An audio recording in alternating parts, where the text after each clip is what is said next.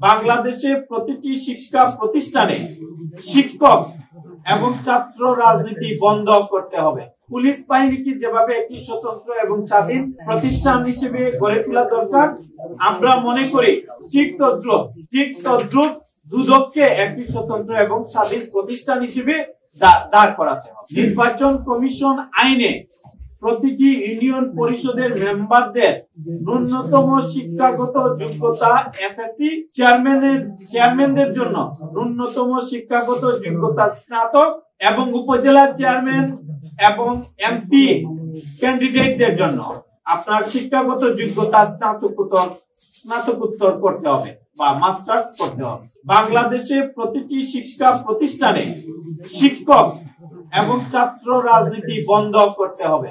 ছাত্র রাজনীতির বিকল্প হিসেবে প্রতিটি বিশ্ববিদ্যালয় এবং কলেজে অতি দ্রুত ছাত্র সংসদগুলো সচল করতে হবে। বছরে $20 বিলিয়ন চিকিৎসা খরচ দেশের বাইরে চলে যাচ্ছে।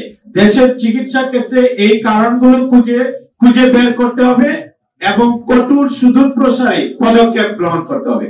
বাংলাদেশের চিকিৎসা ব্যবস্থা ঢেলে সাজাতে হবে এবং ডাক্তার জাফরুল্লাহ স্যারের গণস্বাস্থ্যকে একটি মডেল হিসেবে এবং ডাক্তার জাহাঙ্গীর আলমের যে চিকিৎসা ব্যবস্থা বা মতাদর্শ, সেই মতাদর্শকে আদলে নিয়ে পলিসি মেকিং করতে হবে এবং দ্রুত, আপনারা জানেন বাংলাদেশে দ্রুত অ্যান্টিবায়োটিকের ব্যবহার সীমিত করে আনতে হবে।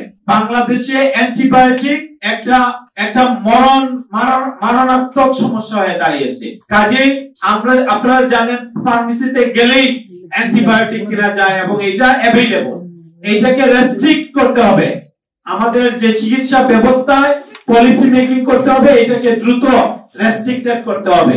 বাংলাদেশের 25 নম্বর যে প্রস্তাবনা আমাদের, সেটা হচ্ছে বাংলাদেশের মানুষের গড় আয়ের সাথে সমন্বয়ে রেখে ডাক্তার ফি সহ সব ধরনের ডায়াগনস্টিক বা টেস্টের যে খরচ কমপক্ষে 70 থেকে 80% কমিয়ে আনতে হবে। শিক্ষা ব্যবস্থার জন্য আমরা আরেকটা প্রস্তাবনা, সেটি হচ্ছে শিক্ষা মন্ত্রণালয়ের অধীনে ডিসেবিলিটি ফ্যাসিলিটেশন সেন্টার নামে বিশেষায়িত একটি ইনস্টিটিউট স্থাপন করতে হবে এবং তার অধীনে প্রতিটি উপজেলায় অন্তত একটি করে আপনার স্পেশাল নিডস স্কুল স্থাপন করতে হবে প্রতিটি উপজেলায়। বাংলাদেশের মানসিক 27 নম্বর যে প্রস্তাবনা, সেটি হচ্ছে বাংলাদেশের মানসিক স্বাস্থ্য সেবার বিষয়ে মনোযোগ দিতে হবে। আমাদের দেশের মানুষের মানসিক অবস্থা খুবই খারাপ। এটার প্রভাব সবার উপরে পড়ছে, পরিবার থেকে শুরু করে সমাজের সর্বস্তরের মানুষের উপর এই প্রভাব পড়ছে।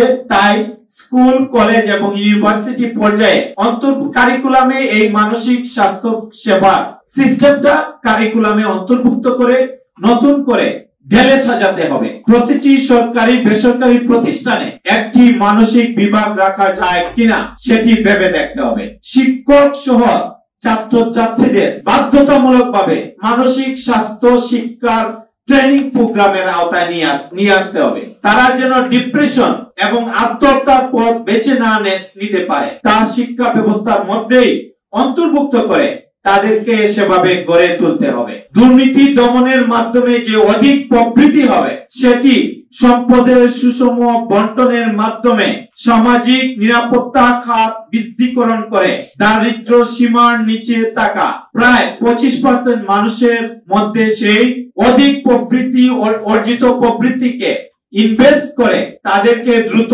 দারিদ্র মুক্ত করার উদ্যোগ গ্রহণ করতে হবে। এইটা যদি আমরা করতে পারি,